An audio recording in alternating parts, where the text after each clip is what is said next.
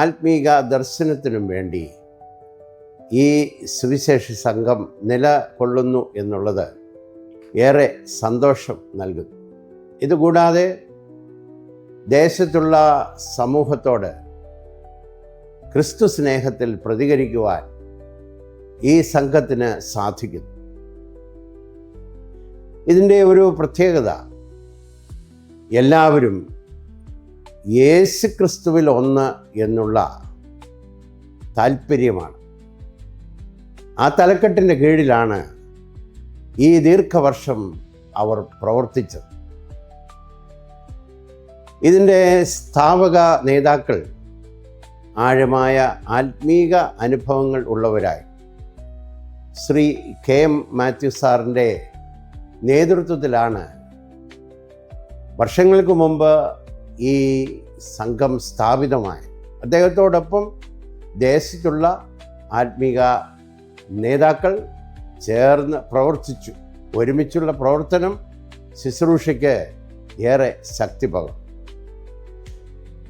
ആഴമായ ആത്മീക അനുഭവവും ഫലകരമായ മാനസാന്തരവും ലൗകികതയോടുള്ള വേർപാടും ശിഷ്യത്വത്തിനു വേണ്ടിയിട്ടുള്ള താല്പര്യവും സുവിശേഷീകരണത്തിൽ ഉള്ള അവരുടെ പ്രവർത്തന ശൈലിയും ശുശ്രൂഷയ്ക്ക് ഏറെ ശക്തി പകർന്നു എന്ന് മാത്രമല്ല, ഫലകരമായ ഒരു ശുശ്രൂഷയാക്കി തീർത്തു. ഈ ശുശ്രൂഷ തുടർന്നും കൊണ്ടുപോകുവാൻ ദൈവം ഈ ശുശ്രൂഷ ഫലമേൽപ്പിച്ചിട്ടുള്ള ദൈവദാസന്മാർക്ക് കൃപ നൽകട്ടെ എന്ന് പ്രാർത്ഥിക്കുന്നു. ഏകദേശം ഈ സംഘം സ്ഥാപിതമായ അതേ സമയത്താണ് നവജീവോദയം സ്ഥാപിതമായത്. എൻ്റെ പ്രിയ പിതാവിന് ശ്രീ KM മാത്യു സാറിനോടും അവിടെയുള്ള ദൈവദാസന്മാരോടും ഈ സംഘത്തോടും വളരെ സ്നേഹബന്ധമുണ്ടായിരുന്നു. അനേക പ്രാവശ്യം അവരുടെ ശുശ്രൂഷകൾ പോയി ദൈവവചന ശുശ്രൂഷയും ചെയ്തിട്ടുണ്ട്. ഇന്നും ആ സ്നേഹബന്ധം തുടരുവാൻ കർത്താവ് സഹായിക്കും.